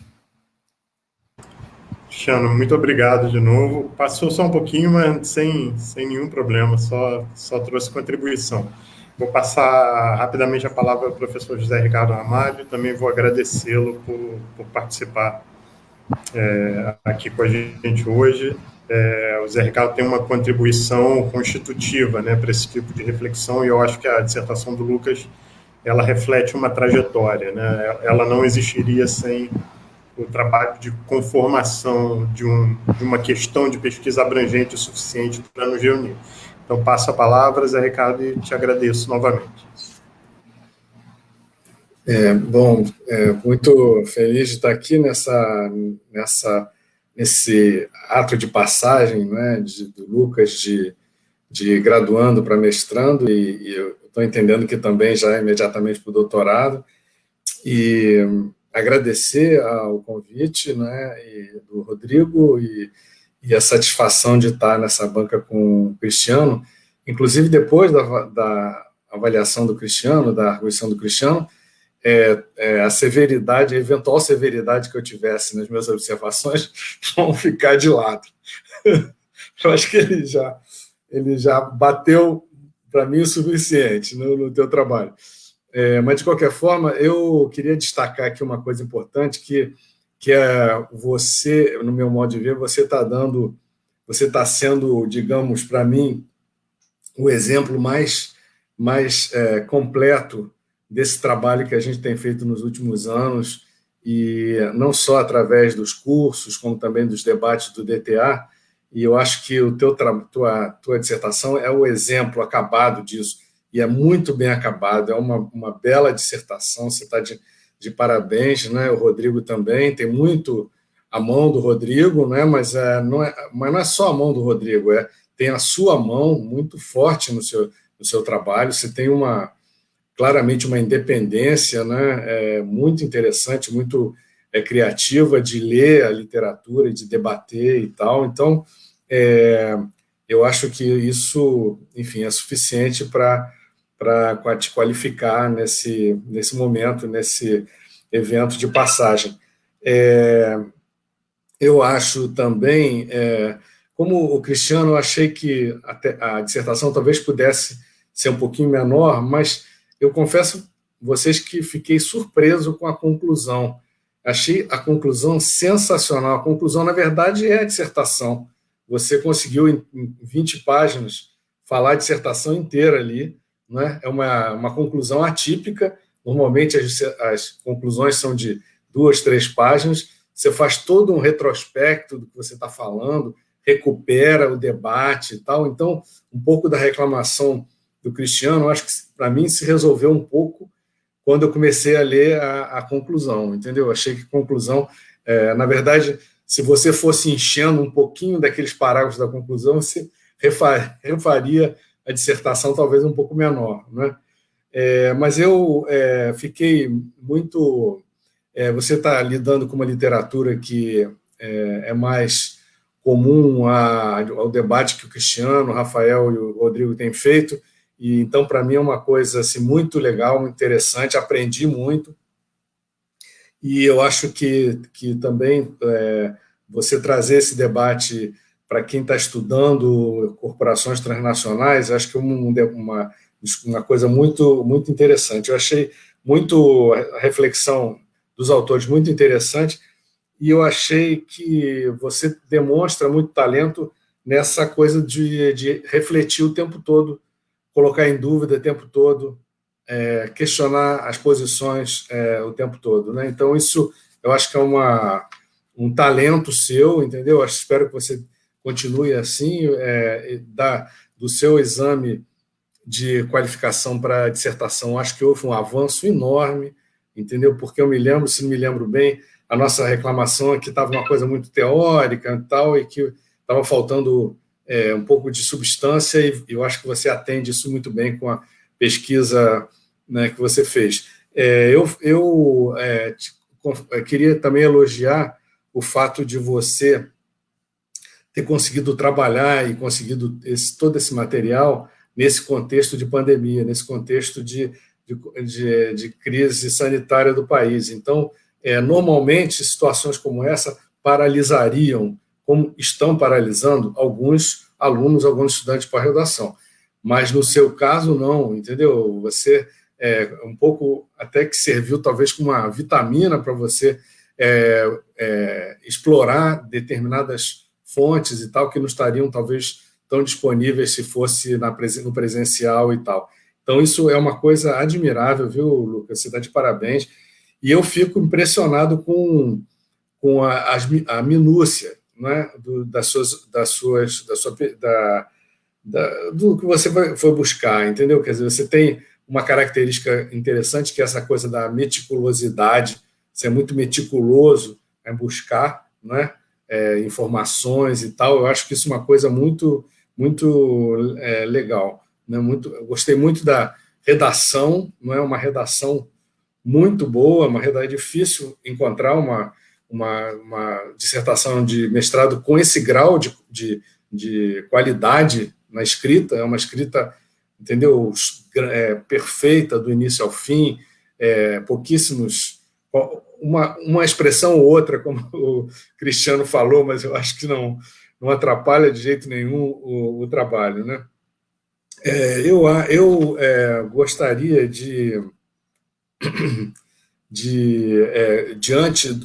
eu concordo, eu acho que você consegue estabelecer hipóteses e comprovar as hipóteses e tal, então, para mim, ter certeza. Eu fiquei assim, curioso de como é que você avançaria em algumas das coisas, né? Por exemplo, a questão das disputas, né, regionais pela vinda dos investimentos externos diretos, por exemplo. Eu acho que o termo disputa seria interessante você explorar um pouco mais, entendeu? Explorar um pouco mais significa como é que eu classifico as disputas, né? Quais são os elementos das disputas que os diversos locais utilizam para poder atrair o investimento. Né? Você está falando da disputa, você disseca uma das disputas que levou à construção da fábrica, mas eu acho que discutir esse processo de disputa, eu acho que valeria a pena você depois aprofundar um pouco mais. Eu acho que seria super interessante, tem tudo a ver com o teu trabalho, né? Outra coisa tem a ver com a questão do emprego, entendeu? Porque a questão do emprego ela é vista pela empresa, pela lógica da empresa de um jeito, e ela é vista de uma forma diferente, é usada de forma diferente pelos outros agentes que você está tratando, né? Então, é impossível que na lógica da Nissan não estivesse em jogo a questão do emprego, entendeu? Ou como argumento, vocês me dão incentivo fiscal porque eu vou criar empregos, emprego do ponto de vista do governo do Estado. O termo emprego, criação de emprego, está presente em todas as argumentações, né? Mas eu acho que eles são usados de forma diferente, entendeu? São acionados de forma diferente, talvez valesse a pena aprofundar um pouquinho mais isso. E aí, particularmente, a questão do sindicato, né? Eu sempre falo da questão do sindicato, porque você trata en passant do papel do sindicato, né, nesse processo da escolha, né? Você usa um parágrafo para falar do que o ex-presidente do sindicato falou, que também sobre emprego, mas aí também tem a questão do trabalho. A questão do trabalho, eu acho que é um elemento importante nas definições da localização também, entendeu? Mas não trabalho no sentido geral, não, vou para lá porque é mais barato o salário e tal. O trabalho como parte importante da rede global de produção, entendeu? Como elemento a ser considerado nesse processo. E aí, eu acho muito pouco você se referir a esse item, e incluindo o sindicato, o presidente do sindicato, de uma forma como se ele fosse mais um a somar a favor da vinda da Nissan. Eu acho que é um pouco mais complicado que isso, né? Eu acho que tem outros elementos aí que diferenciam, não é, o papel do trabalho nas escolhas, nas disputas e nas escolhas que as empresas fazem pelas localidades. Porque, de repente, você pode ter uma atitude, por exemplo, política, como do Olívio Dutra, lá em São Paulo, lá no Rio Grande do Sul, com relação à Ford, né, que impede que uma coisa que tem a ver com trabalho, tem a ver com salário, tem a ver com, enfim, não é só a isenção fiscal que estava em jogo na hora que o Olívio Dutra faz a crítica. Estava em jogo também uma concepção de trabalho num contexto de empresa, de corporação desse tipo, né? Então, não sei se eu estou sendo claro, eu estou falando, quer dizer, eu acho que é possível, na tua análise, não estou falando que você talvez você não teve tempo de fazer isso naturalmente, mas que você ficasse atento para você adensar um pouco mais essa discussão. Mais uma coisa tem a ver com a questão da relação do Estado brasileiro com as empresas da indústria automotiva. Aí você faz você cita, não é, lá no início dos anos 50, etc. E aí, eu acho que o que está em jogo, e a indústria automotiva está muito ligada a isso, né, e utiliza isso, tem a ver com projetos de desenvolvimento que o Brasil adotou ao longo desses anos, desde os anos 50. E a indústria automobilística está no centro, no coração do debate sobre desenvolvimento, entendeu? Desde os anos 50, e todas essas questões, tipo inovar alto, tipo nacionalização, estava presente lá no Juscelino Kubitschek, etc, etc, etc. Mas aí o que acontece? Aí você pode me dizer, não, mas essa coisa do incentivo fiscal é o padrão, entendeu? Todas as empresas do mundo inteiro têm esse padrão. Então, qual é a novidade, né, da discussão sobre desenvolvimento? A novidade é que os processos, os debates sobre desenvolvimento, eles têm contextos diferentes, né? Então, mesmo que o Lula conceda recursos para a indústria automotiva, como fez, até sofrendo processo por isso, né?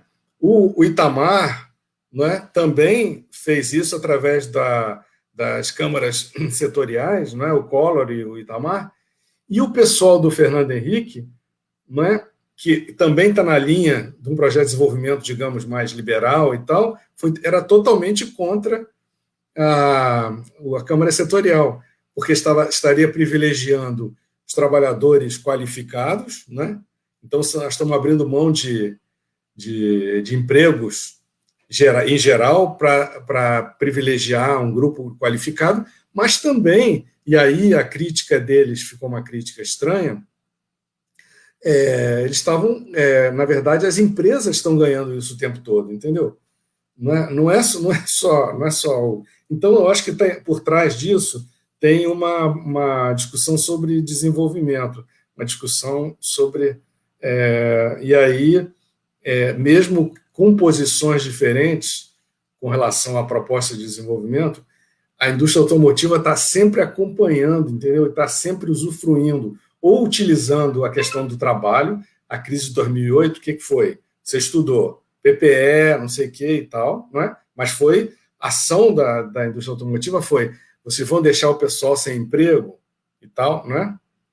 Até, né, tem várias situações, até a Câmara Setorial, que significou os trabalhadores abriram mão de aumento salarial para ter uma queda no imposto, etc, etc. Então, isso é uma coisa. Dentro disso, tem essa discussão infindável do imposto, que na indústria brasileira o imposto é muito maior, o carro é muito mais caro, porque tem mais imposto. Eu acho que merecia um debate, um aprofundamento com relação a isso, entendeu? Porque não é tão simples assim, eu vi outro dia na Anfávia, né, fez uma tabelinha agora no último anuário, e que aparece os carros brasileiros têm um imposto de 35%, nos Estados Unidos é 10%, 12% e tal. Mas essa discussão é o quê? É só o gráfico? Aí você acha que o Brasil tem mais? Essa discussão, o que está por trás disso? Né? Adensar um pouco. Eu acho que isso aí ajuda a entender também as lógicas do investimento internacional direto, entendeu? Os IEDs. Eu acho que isso é importante. E, por fim, Lucas, o que o Cristiano falou com relação, eu senti um pouquinho de falta de uma referência maior no seu trabalho a discussões desse tipo que você está fazendo, não com tanta profundidade, a coisas que nós fizemos nos anos 90. Então, nós discutimos também, eu me lembro, eu entrevistei o secretário de Indústria e Comércio em que ele me dizia por que a fábrica da Volks tinha ido para Resende.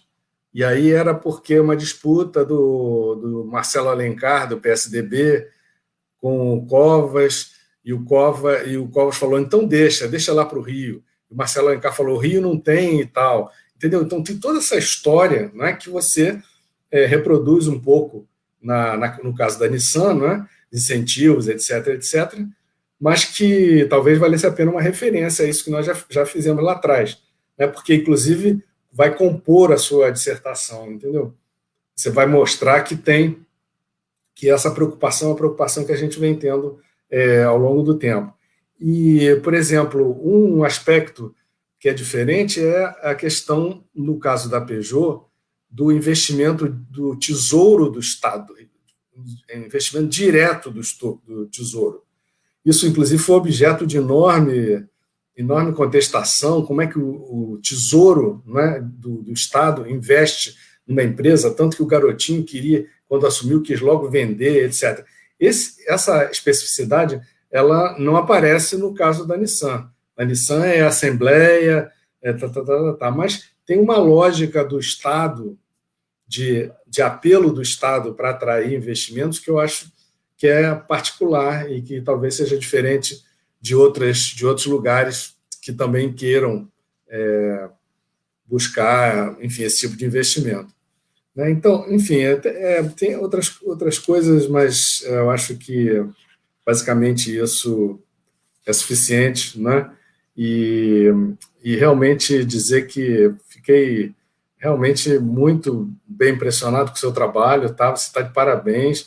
Esse trabalho, não sei como é que você vai fazer no doutorado, mas, enfim, eu acho que merecia uma extensão de alguma forma, e também o teu orientador está de parabéns por ter conseguido fazer a teoria que ele defende com a carne que a gente pediu, né? Porque realmente está ali, está tudo ali, tudo que a gente discutiu abstratamente está bem concreto ali no seu trabalho.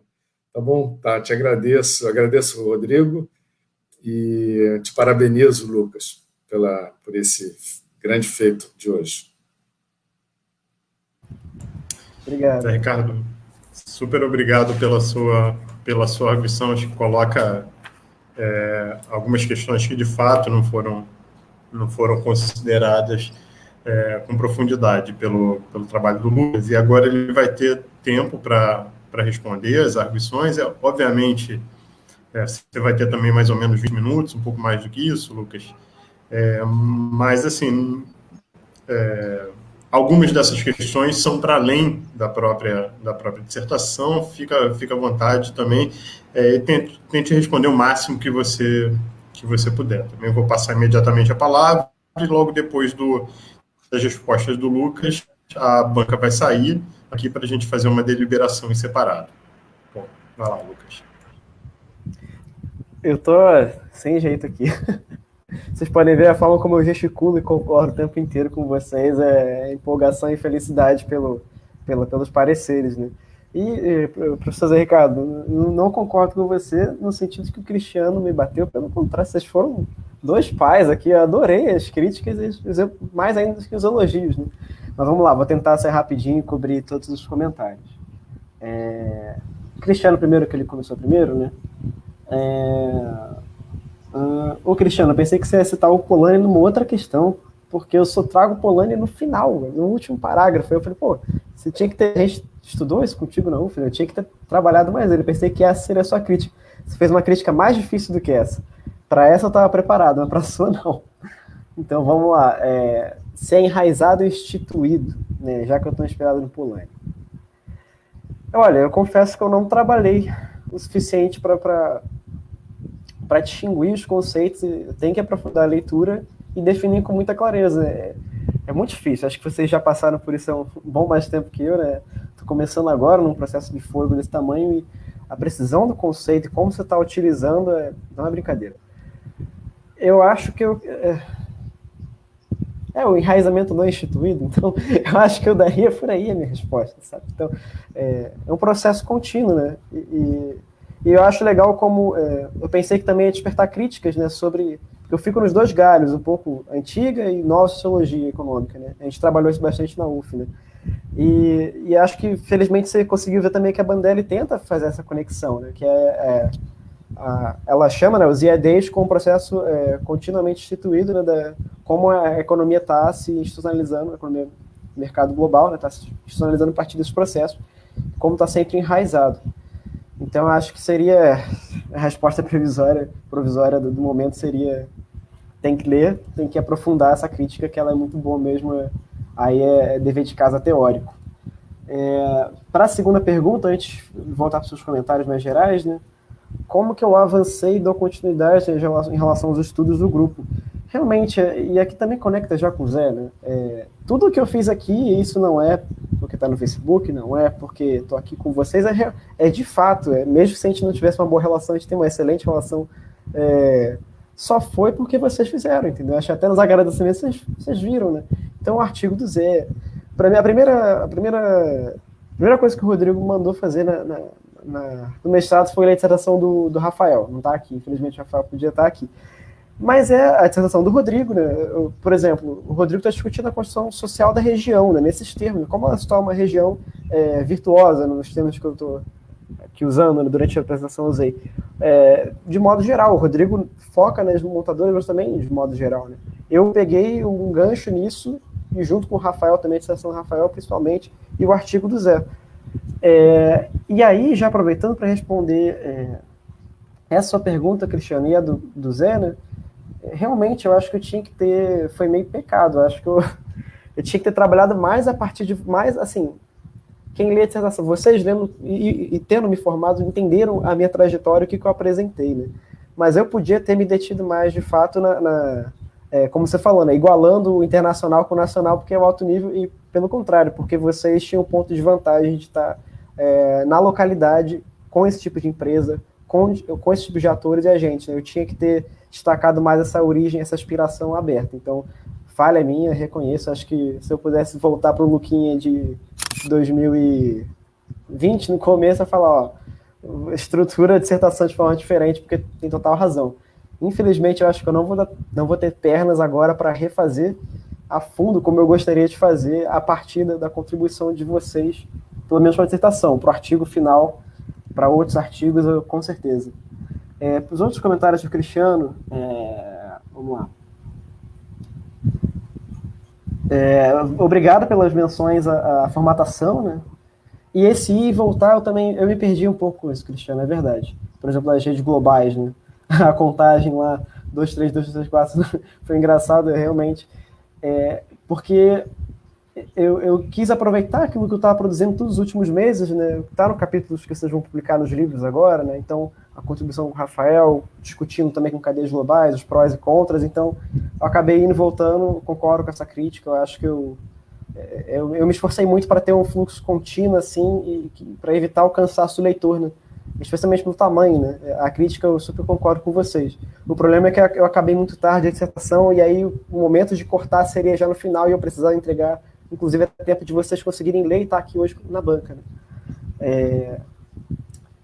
Agora, quanto ao quadro meu, um quadro com as minhas contribuições, tentando unificar RGPs com a sociologia econômica e incluir os trabalhos do grupo, é um bom desafio, né? É melhor que o print que você falou mesmo, porque vocês já estão careca de ler, né? E porque eu acho o modelo deles muito bom, mas eu também, o Rodrigo viu esse processo, né? Como é que eu achava ele um pouco abstrato, teórico, e o que me ajudou muito foi ter esse artigo do Liu e do Dicken que conseguiram puxar do Henderson et al., né, todo mundo, para focar nos IEDs automotivos ali, que foi eu consegui ver uma aplicação... Tá, ok, mas como eu mobilizo, entendeu? Então, se os caras que fizeram o artigo mobilizaram daquela forma, eu me senti muito seguro, e poderia até ter ficado mais só com esse artigo, até para diminuir a parte teórica desse, né? Bom, quanto à estética narrativa... quem me conhece sabe que, pelo contrário, né, brincam comigo de ser cientificista, quantitativo, ter esse apreço mais duro, né?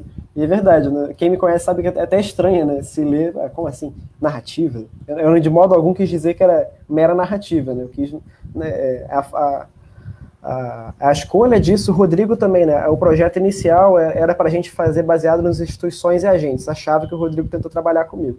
Mas como o Rodrigo estava ocupado também fazendo 1 milhão de coisas e a minha atenção estava enorme já, eu fiz em forma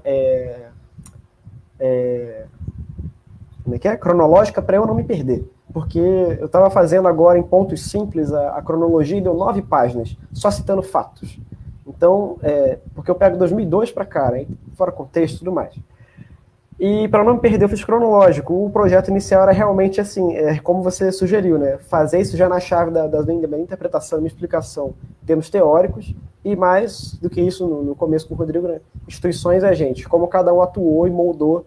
Eu só faço isso, como o Zé Ricardo falou na conclusão. Eu fiquei feliz que a conclusão é uma boa síntese, espero que tenha sido, porque eu acho que é o tipo de dissertação que você lê a introdução, lê a conclusão, que tá ok, sabe? Se você gostar muito da Nissan ou dos detalhes, vai ler o caso.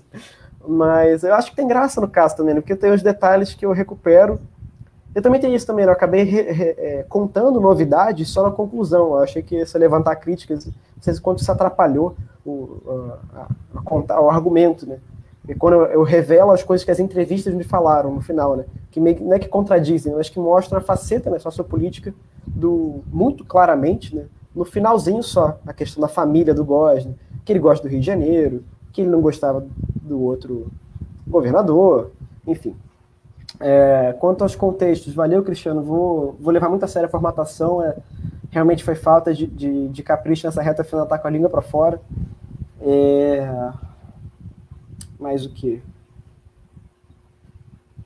Eu acho que é isso, foram excelentes... na conclusão você citou mais algumas coisas, né? Realmente, eu botei coisa ali até por... Eu não consegui explorar, né? Já são brechas ali de coisas para o futuro, né? Eu também não sei o que é o Wiseman Group. Eu não consegui investigar, como eu digo, no papel da Firjan. Eu não consegui... O Zé Ricardo fez um elogio que eu fiquei muito feliz. Com o que eu tinha, eu acho que eu consegui passar uma mensagem, né? Consegui defender o suficiente. Mas muita coisa acho que ficou de fora que daria, Mas aí o Rodrigo me puxava a perna toda hora com razão para dizer... a pesquisa boa, pesquisa terminada, você tem que entregar, e isso é o mais importante. E é uma pena, porque muitos dos agentes que eu queria ter investigado, tipo Câmara de Comércio, França, Brasil, Japão, entendeu? O cônsul do Japão que ajuda a trazer e tal, a Yorozu e tal, não consegui falar com essa galera. O site às vezes não funciona e o face a face me faltou muito, né?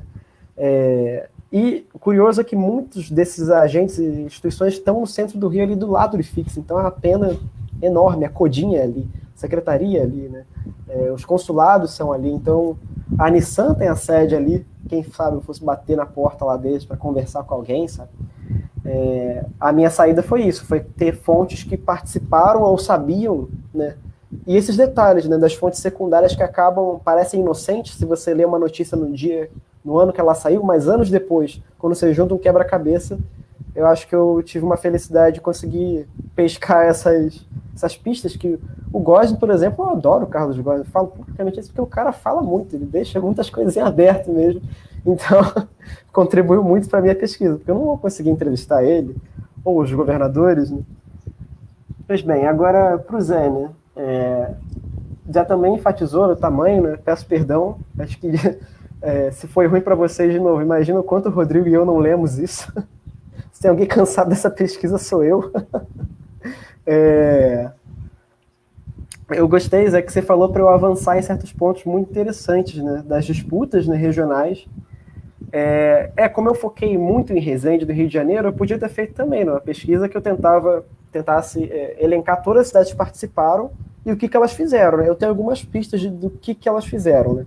Eu sei que São Paulo tinha uma orientação, né, como vocês viram, né, que não vamos ceder, né? Tava uma postura que é interessantíssima para debater a Bandelli, que é como você reage à globalização e ao processo, né, do IED.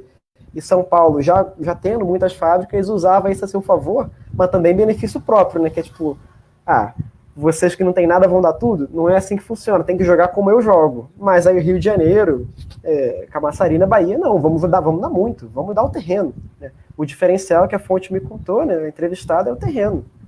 Quer dizer, um dos diferenciais que pesaram muito fora, vocês viram, as taxas de juros, né? Não tive tempo de comentar aqui agora. Até um parlamentar comentou, né? A taxa de juros oferecida para o empréstimo é a mesma do Japão. Eu achei muito curioso de como é que funciona assim na prática. Né? Então, eu acho que sim, é muito difícil fazer esse levantamento porque a empresa não fala. Então, isso é a estratégia de investimento dela. Rodrigo, os cursos que a gente fez agora de redes e corporações com o Rodrigo, a gente entrou muito em governança e tal, né? E as fontes que eu entrevistei mesmo as que participaram, com o Gosne, com o pessoal da empresa, eles são muito reticentes, eles não querem que isso vaze, o processo de racionalidade deles. Inclusive, né, como vocês viram, eles contratam, né, como é que é? Consultorias, né, empresas, firmas privadas, KPMG da vida, né, e elas é que estão tocando os primeiros estudos e fazendo esses balanços, tipo, quem sabe até uma sociologia desses estudos, né, sociotécnicos aí, de como eles pesam as variáveis, né, quanto que lei trabalhista pesa num estado, no outro, quanto que, enfim, não consegui explorar isso, mas de fato, o quanto cada localidade, estado e município, quanto eles trabalham entre si, quanto eles estão ofertando e que termos eles estão ofertando, como eles escolhem participar desse processo, né, que ele pode ser combativo, ele pode ser pensando num projeto de desenvolvimento local, regional, de médio prazo, ou, como você falou muito bem, né, quando ainda se tinha uma perspectiva de desenvolvimento a nível de coordenação federal do desenvolvimento da indústria, né, que parece estar diminuindo com o tempo, né, se a gente comparar com os anos 50 e tal, para cá. Bem, com a questão de empregos, com certeza, essa é uma crítica que eu antecipei, e eu também me arrependo de não ter trabalhado melhor, justamente como você falou, não é só o preço do trabalho, né, é a postura, né, mas eu acabei tomando essa postura em relação ao sindicato e ao trabalho muito por ter confiado na palavra dos interlocutores no sindicato. Então, eu fui bem... fiz 2 entrevistas com o ex-presidente, ele falou, não, a gente não participou. Quer dizer, ele achava que não participou.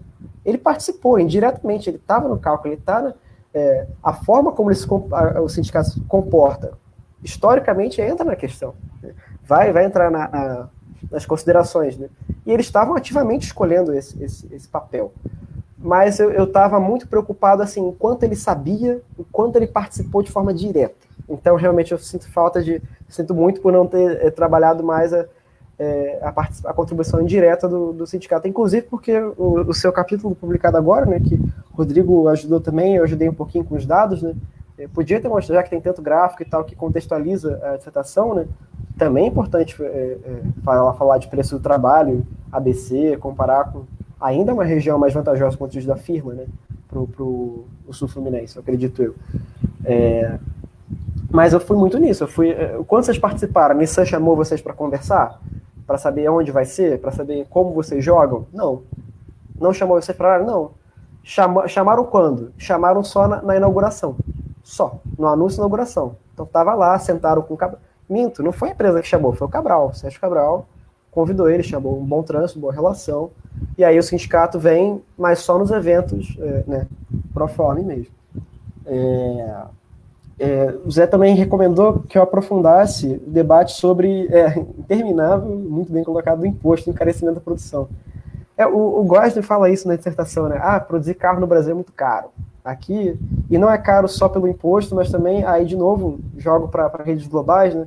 Preço dos insumos, o Brasil produz aqui, mas aí o aço é caro, ele não entende como é que o aço, enfim.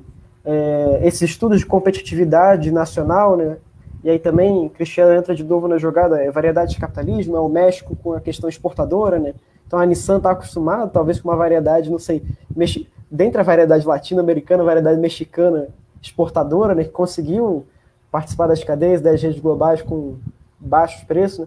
Mas isso também é recente, vocês pararem para perceber na dissertação, acho que eu mostro que teve uma transição, né?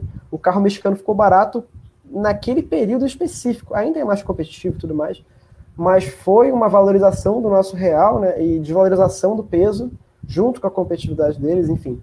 Mas como o Zé falou, resumem tudo só o imposto, a malvadeza do governo e tal, e não botam acho que a conclusão, eu falo isso, né, como você vai escolher a sua estratégia de desenvolvimento a nível nacional, né, quanto você quer internalizar empregos que são industriais, são de qualificação, tem uma renda média muito acima da renda salarial do brasileiro, né. Enfim, são escolhas que a sociedade faz, né? Tudo que eu quis mostrar com isso é um pouco isso, né? E nesse ponto de vista o Zé também falou para tentar do ponto de vista da história, e com certeza eu trabalhar mais com vocês, assim, tanto no Sul Fluminense, mas a longa data, né? Longa duração um pouco, se considerar 50, 100 anos de longa duração, né? Tipo, trabalhar a ideia mais trajetória institucional, né? Eu cito a Shapiro, né, que mostra, né? Tinha que ter citado o Zé falando da FNME, sabe? Então, Acho que tem uns moles aí que podem ser corrigidos, felizmente, agora com as sugestões críticas, podem ser corrigidos se der daqui para frente. Acho que é isso. Deixa eu ver se tem mais alguma consideração. Eu acho que é isso, pessoal. Eu fiquei muito feliz. Eu esperava muito mais críticas, pelo contrário, sabe? E o Zé falou uma coisa que eu também foi um pouco pegadinha minha e do Rodrigo, né? Que quando a gente apresentou em julho passado a qualificação com o Rafael e com o Zé, né? O Cristiano não viu. Boa parte da qualificação está na dissertação, é a parte teórica. E foi a orientação do Rodrigo, né? Foi a parte teórica. Eles estavam com medo e tal, pô, você não vai... Eu acabei pecando por excesso, então eu peço perdão, sabe? Porque eu também estava preocupado de, como não ia ter entrevista face a face e tal, eu quis me desdobrar em fonte secundária para conseguir o máximo que eu pude, entendeu? Acabei pecando por excesso, não acertei com menos em mais, então espero que tenha sido só, felizmente, para ser aprovado. Então, fiquei muito feliz mesmo com as críticas e com os elogios, e de novo, saibam que é fruto de processo colaborativo, né, que eu estou construindo.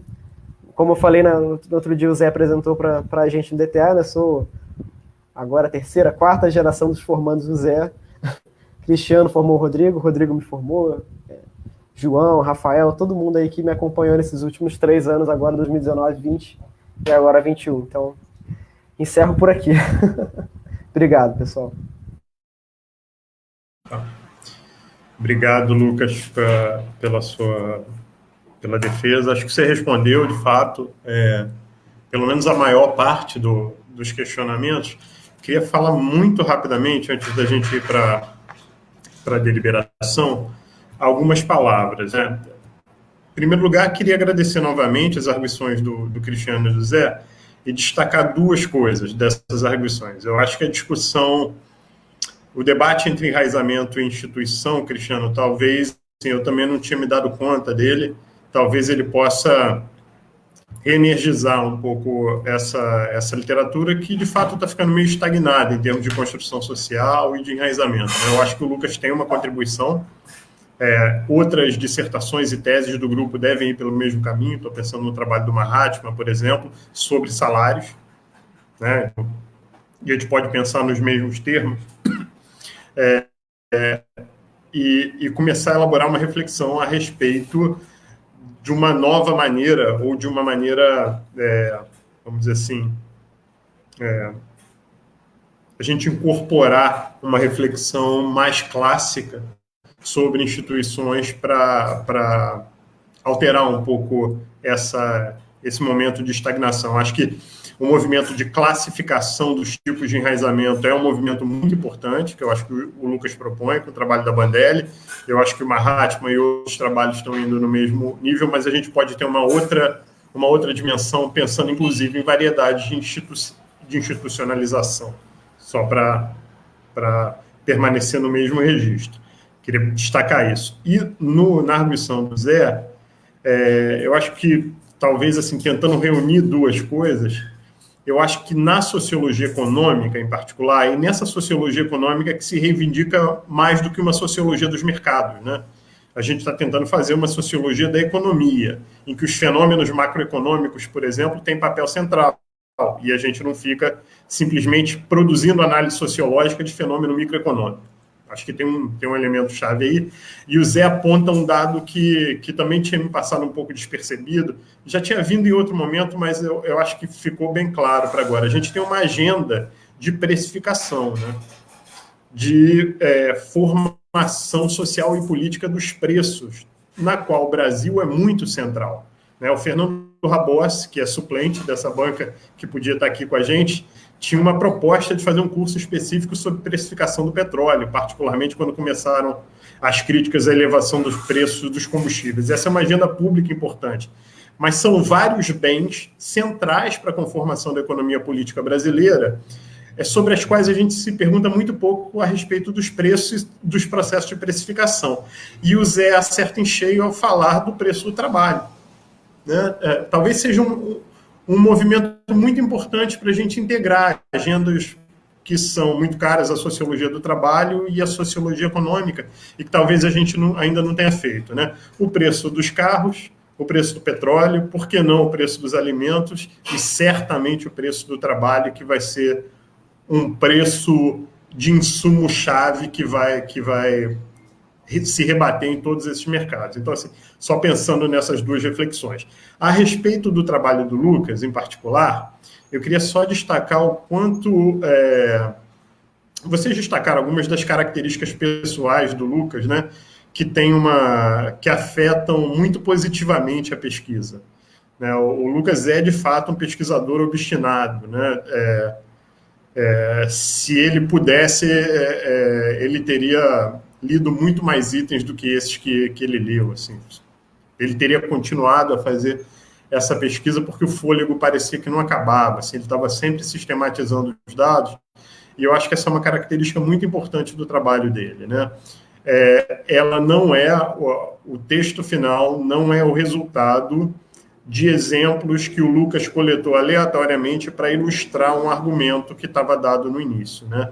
O resultado final é a expressão de um conjunto de dados que foi sistematizado de maneira científica. E eu acho que é esse o papel de uma dissertação. O Lucas cumpre muito satisfatoriamente uma etapa da formação como pesquisador científico, e eu acho que as arguições de vocês destacaram isso. Queria agradecer por poder trabalhar com o Lucas e ter me dado a oportunidade de orientar uma dissertação que foi construída de maneira tão sistemática e com tanto comprometimento. Bom, mas fico por aqui para não me estender mais. A gente vai sair agora da sala, para quem tá assistindo, e a gente vai se reunir privadamente para deliberar. Daqui a pouquinho a gente retorna e o nosso host super especial, Tarek, que está aí nos bastidores, vai segurar um pouquinho a sala enquanto a gente não volta. Valeu, obrigado.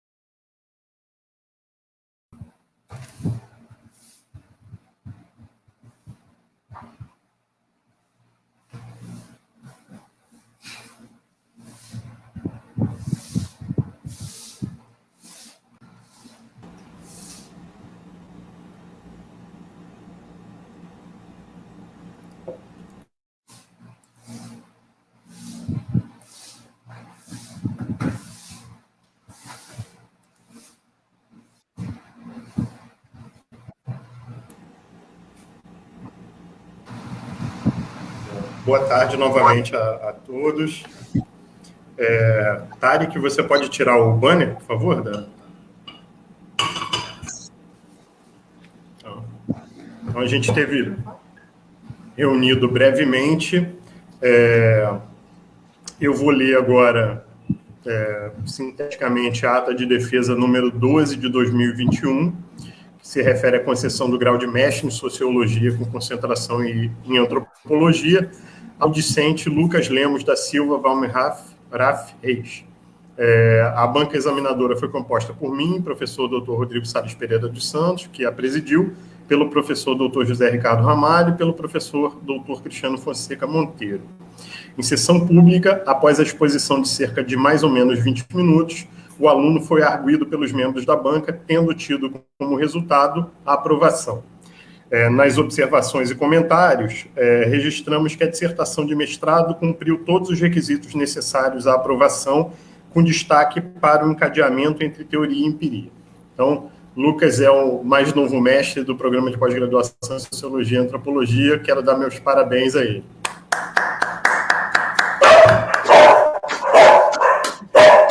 Os cachorros participou aí, hein? A polenta parabéns, Lucas. Obrigado, professor. Obrigado, Cristiano. Valeu, Lucas. Parabéns. Valeu, pessoal. Muito obrigado pela participação de todos, inclusive do pessoal que assistiu, e para o Tarek, que favoreceu a gente, permitiu que a gente pudesse ter essa sala tão organizada. Valeu, pessoal. Um abraço. Lucas, eu vou te mandar essa documentação aqui e a gente vai entrar em contato com a secretaria imediatamente para comunicar a sua defesa. Tá? Agora é hora de comemorar. Aproveita aí, se cuida. É comemoração em loco, só dentro de casa. Tá bom? Um abraço para você e para os seus familiares aí. Valeu, obrigado, pessoal. Parabéns, Lucas. Um abração. Se cuidem.